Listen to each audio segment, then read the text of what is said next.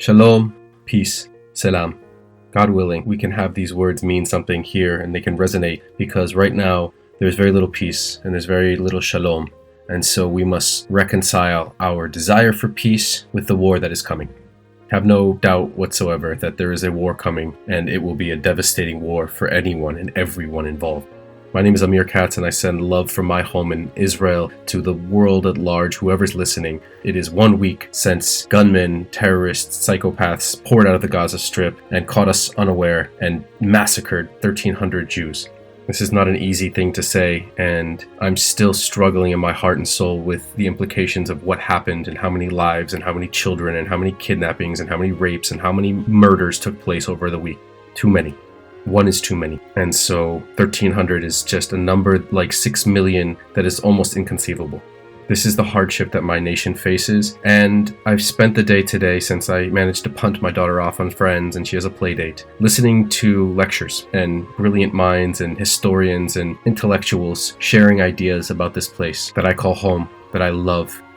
It's very hard to reconcile some of the emotional turmoil that goes with being an Israeli, that comes with being part of a state and a country and a nation that indeed has 3,000 years of history here in this place and across the world, but that also is involved in the ugly, dirty business of state building. And so I'm trying to figure out how to foster the right empathy for my cousins in order to be able to grapple with the emotional struggle of what has just transpired here in Israel over the last week. I don't need to recap because you all saw it on the news and you've been seeing it, I hope, and we must not look away. Neither for the sake of the kidnapped hostages, nor for the sake of old people in Gaza City who are being killed and babies that are being pulled out of rubble.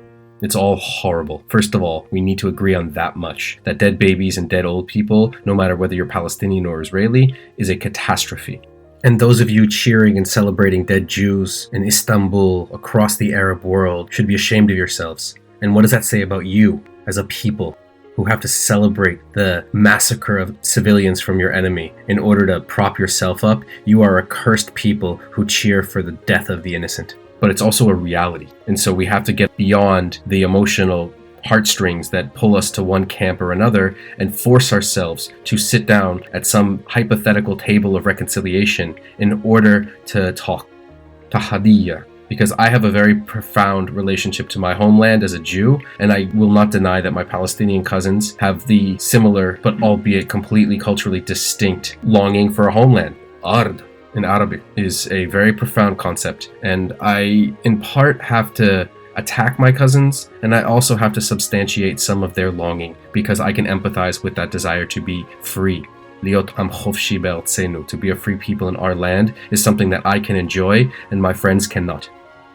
With that being said, we need to obviously never justify terrorism, but also explain why 2,000 gunmen came pouring off the Gaza Strip and just decided to slaughter Jews by the hundreds and thousands. It's not an easy thing to grapple with or try to wrap your head around, but we need to acknowledge some of the dirty business that goes into this politics of Palestine and Israel. There are people like Hamas who have a vested interest in keeping the conflict alive. And there are cynical politicians like Bibi and his crew that want to use Hamas as the poster child for any and all things Palestine. It's easier to demonize my enemies when they look like Hamas.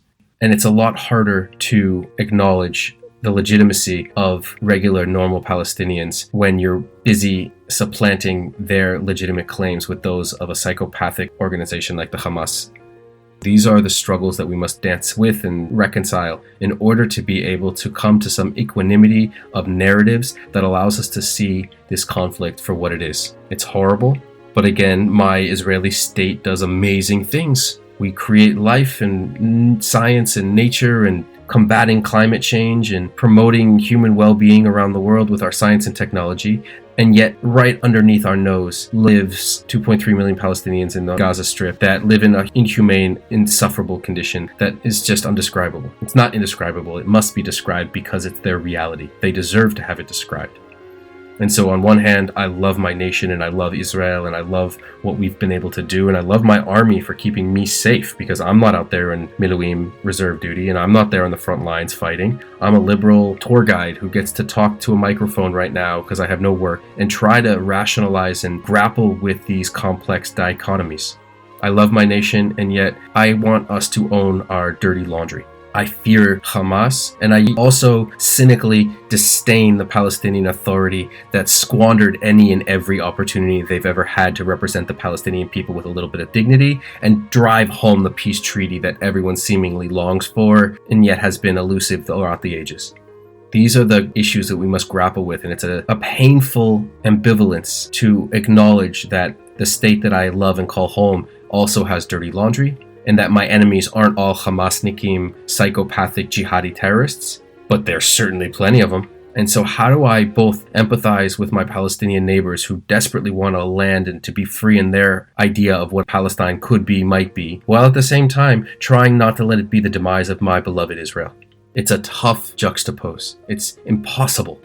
I don't want my state to disappear, the only Jewish state in the world, because I don't trust the Muslims or the Christian world to save my life. I trust my army to come in and save my life when it's necessary, and even they failed when it was the communities of Be'eri and Kfar Aza who were desperately calling for help. So who do I have to turn to? My family and my safety and my security are only possible as a Jew in the modern world here in Israel. I don't trust the Americans to do the right thing. There's Nazi flags flying across the Midwest, and white supremacist Jews will not replace us rallies taking place in the United States. The uncertainty and the fear that lives in my heart that I was born with as a Jew who knows what Holocaust and genocide and Inquisition looks like also has to reconcile with the Palestinian question that we've been avoiding because there is no good answer. I don't want a state of Palestine to replace the state of Israel. And as I look around at the other Arab states, Syria, Lebanon, Egypt, I don't want one of those countries either living by my side, even closer than those states already are. Maybe we can come up with something constructive and creative that allows sections of the West Bank, or the entirety maybe of the West Bank, to be some kind of a semi-autonomous region. I don't know. These are creative ideas that need political initiative. My political representation certainly doesn't want to go down that road. Bibi and Ben Gvir and Smotrich and the rest of some of these extremists have no interest whatsoever in humanizing the Palestinian Authority or their Palestinian narrative, and we would much rather comfortably allow 2.3 million people to live in hell in Gaza because no, they voted for Hamas. And they're all like Hamas, and there is jihadism rampant over there, so better to keep them in the open-air prison rather than acknowledge that we also have a role and a responsibility to that prison. Not just the minimal sovereign in the area that supplies enough electricity and water, which we do. So don't pretend for a second that we don't provide that electricity, that water, that humanitarian aid up until this week. Is it enough? Probably not. Is it also Egypt's responsibility? Probably. I think there's a certain missing element to this binary culpability that we seem to get ourselves stuck in between the Israelis and the Palestinians, forgetting that the Arab states, the Arab leadership, left these people to rot. They would not let them out of refugee camps in the southern Syria or Lebanon. They would not give them representation in any of the places where they've been living for the last decades. The gross, cynical, short-sighted cruelty of the Arab leadership in the Arab world also bears a huge responsibility by diluting the reality of the Palestinian refugees to think that they were going to get their homes back. Yes, my team is culpable for expelling large numbers of Palestinians, and yes, lying to that population about your right to go home or you're just one war away from slaughtering the Jews and then you'll get your houses back is cynicism and disgusting on a level that is just cruel. Israeli behavior sometimes is cruel. The Arabs, the way they treat their own kind, is disgustingly cruel. And we see it in the ability for Sunnis and Shias to slaughter each other with little regard to any commonalities that they might have. Divide and conquer. Better you than me. Might versus right. These forces are alive and well in all of us, but they are especially omnipresent in the Arab world. And cruelty and inhumanity and poverty are rife. And it's a breeding ground for hostility in Hamas, and it's too easy to manipulate for the mullahs in Tehran. And the disaster shit show that is the Arab Middle East is heartbreaking.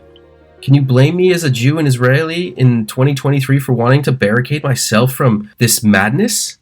Of course, there's a distinction between the Palestinian in Gaza versus the Sunni in Syria versus the Hezbollah representatives in the southern Lebanon. You know what I mean? These are all distinct communities, and yet they are also, for the most part, all Arab Muslims.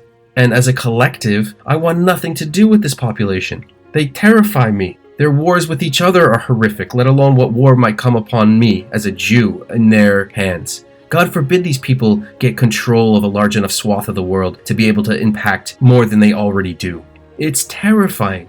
And so I want my golden ghetto. I want Israel to be safe. I want Jews to have Jewish soldiers protecting us and have allies like the Druze and like the Ahmadiyya and the Maronites to be able to be my neighbors, because they're also not able to survive in the Islamic Middle East that we see today. There used to be 20% of the Middle East with Christians, and now it's down to 2 or 3%? I'm sorry, but the Arab Muslim world needs to acknowledge that you've also ethnically cleansed people from your midst, Jews and Christians and Yazidis alike. So you want to cry for Palestine and you want to weep for the ethnic cleansing of Palestine, but you don't want to acknowledge that you've also ethnically cleansed the hell out of Christians from the Middle East. So shame on you, and shame on me. The Palestinians deserve some empathy, but you also have to own up to your own dirty laundry and not just point the finger at Israel. And so I'm going to struggle and reconcile and not be able to reconcile, because there is nothing to reconcile. It is not possible to come to some homeostasis, some balance in these factors. All there is a conversation that needs to take place between the rational minds, because in Hamas I have nothing to talk to them about. Those people can burn in hell for all I care, and I hope we put them there. But the civilians and the leadership that took the hard road towards peace from the Palestinian side deserves to be acknowledged.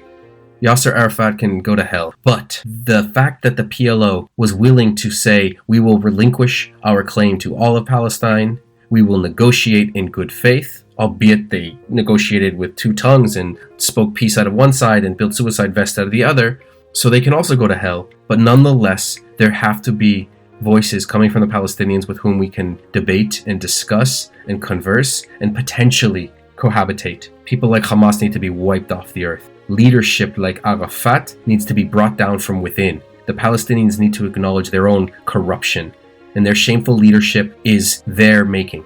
They've propped up scum and murderers like Marwan Barghouti and shameful, pitiful, disgraceful leadership throughout the 100-year history of Palestine. From Haj Amin al-Husseini to Arafat, you have to do a better job of educating and teaching your sons and daughters to be the future leaders of the world, because what you've shown us thus far are not partners for peace. You are either Hamasnikim with a psychopathic manifesto of death and destruction, or you are the Palestinian Liberation Organization and you have a cynical, cruel, we will eventually outnumber you and demographically overwhelm you, and then we'll get our Palestine. So until you can show me leadership that's worth talking to, unfortunately, we have painful lack of conversations. And I will sit with my friend Rani Khoury, and we will drink coffee, and we will debate as friends and as adversaries in the political arena, because the real leadership, Bibi and Ben Gvir and Abu Mazen and all these tragically disgusting Hamasnikim are not worth talking to. I talk to you because I hope you will listen, and because I have what to say, and because I'm a tour guide out of work. I won't be able to feed my family this month or the next. And so I must struggle and grapple with that sense of desperation, the same as many Palestinians, the same of many families without fathers right now who are in reserve duty. It's a difficult dichotomy to reconcile. I sent my daughter to a play date with a lovely family, and the mother said to me, Amir, I want Hamas wiped off the face of the earth, but my husband's a commander. He just went and left his family and his children in order to be able to potentially be part of a frontline ground invasion into Gaza, which is a death trap. So on one hand, she says, I don't want Hamas to threaten Israel. But on the other hand, she says, as a mother and a wife, I don't want my husband killed. These are not easy themes to reconcile, and we cannot come to any conclusions too quickly, because I guarantee they're missing some of the important content of what it means to be able to even sit at the table with my enemies, with my colleagues, with my contemporaries, with the multicultural communities that exist here in the Holy Land, in order for us to figure out what a real ceasefire looks like. I won't ask for peace because I know it's elusive at the moment, but maybe we can come up with some kind of a sulha, some kind of a dialogue, some kind of a understanding with the forces that are willing to understand what the other has to say. And only then can we begin the hard, long, arduous journey towards some elusive peace that we have yet to even come close to. I wish you a Shabbat Shalom from a very heavy heart here in the Holy Land. My name is Amir Katz. I am forever your grateful host, your humble Hebrew here in the Holy Land, waiting for you to come and return and visit so that we can celebrate life instead of mourning so much death. To life.